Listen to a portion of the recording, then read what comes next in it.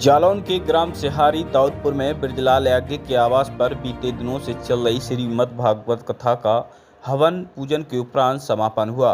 इस अवसर पर शुक्रवार को विशाल भंडारा का आयोजन किया गया। भंडारा भोज में बड़ी संख्या में ग्रामीण व सगे संबंधी क्षेत्र के लोग शामिल हुए।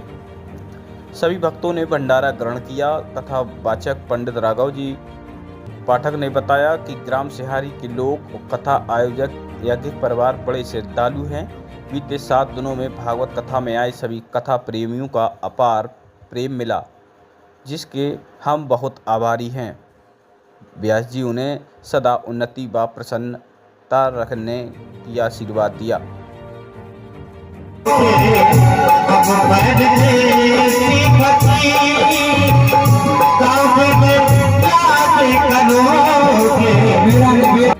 पहले तो सर्वप्रथम सभी को प्रेम भरा राधे राधे, सादर जय सिया राम। दाऊदपुर सिहारी में याज्ञिक परिवार में आज कथा विराम दिवस हुआ है, कथा विराम हुई है और अब यज्ञ होगा और इसके बाद में भक्तों को प्रसाद भंडारे की व्यवस्था होगी। तो सारा याज्ञिक परिवार मिलकर के सहर्ष प्रसन्नतापूर्वक भंडारे की तैयारी कर रहा है।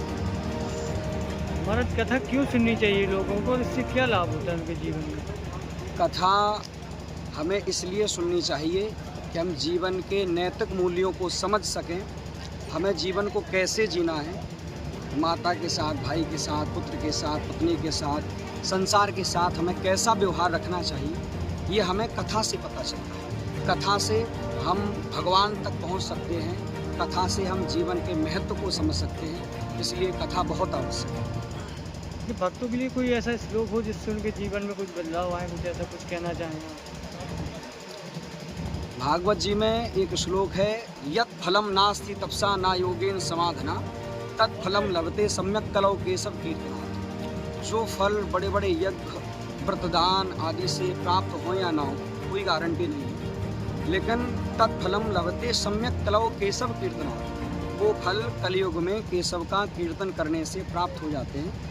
इसलिए सभी भक्त कलयुग में भगवान का नाम संकीर्तन अवश्य करिए। तुलसीदास बाबा भी कहते हैं, कलयुग केवल नाम आधारा, सुमिर सुमिर नर उतरई पाए।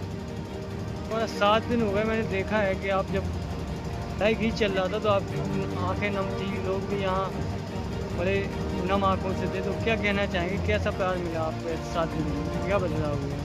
कथा जब प्रथम दिन प्रारंभ होती है तो लोग बड़े हर्ष और उल्लास के साथ में कथा का आयोजन करते हैं, और जब कथा विराम की ओर होती है, 7वां दिवस होता है, तो लोगों से जुड़ाव कथा के माध्यम से, लोगों का भगवान के प्रति जुड़ाव बहुत अच्छा हो जाता है। जो लोग अपने जीवन को अव्यवस्थित तरीके से जीते हैं और जब कथा प्रारंभ होती है तो समय से ही लोग भोजन बना करके या अपना काम करके समय से ही आते हैं। पूरे दिन कथा में 3-4 घंटे सुनते हैं, नाम संकीर्तन करते हैं, तो उनका जुड़ाव भगवान से बहुत अच्छा हो जाता है। और जब कथा विराम होती है तो ऐसा लगता है कि कुछ छूट रहा है, कुछ हमारा जा रहा है, ये कथा क्यों विराम हो रही है। इसलिए अपने आप स्वतः ही, चाहे वो व्यास हो चाहे वो जनता हो, सबकी ही आंखें नम हो जाती हैं।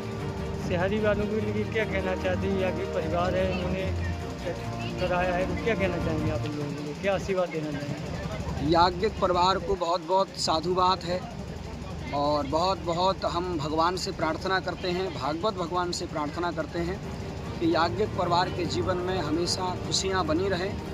और हमारे जो परीक्षित जी हैं, श्री बृजलाल याज्ञिक जी,